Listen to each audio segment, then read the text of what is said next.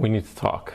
We need to talk about this massive problem that's affecting the whole world, but more importantly, you, me, us, the consumers. The great chip shortage.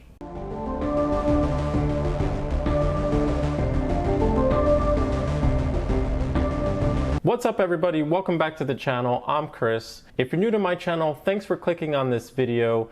If you enjoyed tech reviews and learning more about different types of tech, please consider subscribing and tapping that notification bell. So I wanted to make a video about this ongoing issue. I'm pretty sure fellow tech lovers already know this whole story, but I wanted to share my thoughts and explain this problem to other people who might not know the whole story. So there's currently a global chip shortage affecting a lot of companies. We're talking about big players like Ford, GM, AMD, nvidia, Qualcomm. I could probably name 20 other companies, but you get the idea.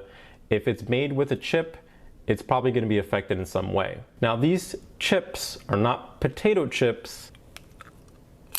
We are talking about semiconductors. These are main components like CPUs and GPUs, RAM, sensors, and transistors, pretty much what's inside of all electronics that we love. Also, relax, these are completely empty. So how did this happen and why is there a chip shortage? Well, it's a combination of a few things, so let's go through them. Since the beginning of the pandemic, everyone and their mother started buying devices, from computers to webcams to laptops to TVs to gaming consoles. Most people needed it for work or school or just keeping themselves sane at home. Everyone knows how difficult it's been to purchase a game console, let alone a GPU. So many devices were being sold by the thousands across the whole world. None of these companies could prepare for such a massive spike in such a short period of time, which dried up all the supplies. Many top leading semiconductor companies started shifting away from building chips to solely focus on design and creating the technology. In the last several years, they began outsourcing the fabrication of chips to other companies, which are called foundries. You might be thinking, well, that's a good thing, right? Not in this case. One of the biggest foundries in the world,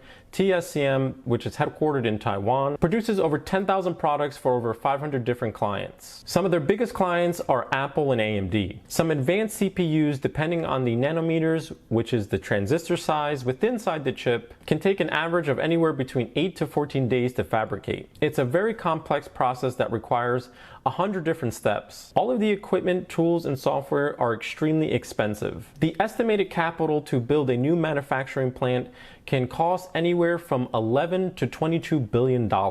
So in a nutshell, it's very costly to produce these advanced chips, a lengthy turnaround time, and not enough large manufacturing plants that can keep up with the demand. The United States and China have had a long history of having issues with trade conflicts. The recent trade war that started back in 2018 with China had direct impacts on the tariffs and supply chain of semiconductors. The United States also banned certain Chinese companies from selling their products here. I'm not going to go any further into those details because this is not a political channel. But the United States is one of the largest buyers of semiconductors. So there's billions on top of billions of dollars at stake here in both the economies, which makes the whole situation very complicated. So what does this mean to you and the whole world? Almost everyone is already feeling the effects of the chip shortage. You already know how difficult it is to purchase anything with the chip inside of it. I've had a few conversations with my friends about this who need a new GPU, but no matter what they do, they cannot get one because by the time it does come in stock, it's sold out within seconds. They should just come up with a lottery system and call it a day. Now, the wave of cryptocurrency mining is also a factor in the GPU problem. This is also starting to make its way through the automotive industry. They rely on thousands of chips in order to build vehicles. Ford, GM, and other automotive companies have already said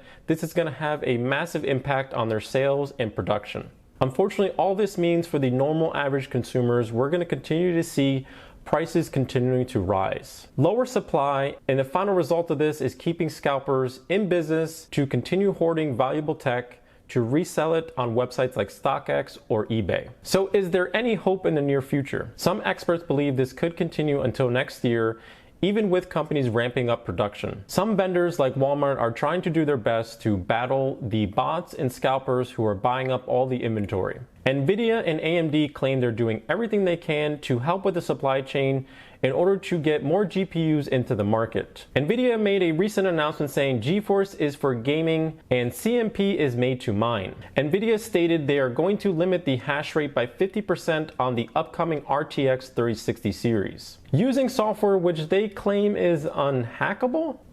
Okay. They're advertising and pushing this new CMP product, which stands for Crypto Mining Processor. It's meant for professional miners, and nvidia believes this will help the issue that's been plaguing the gaming community for years. Nvidia, I don't believe it, nor am I buying it. First, there's no mention of pricing, and the availability will be Q1 and Q2.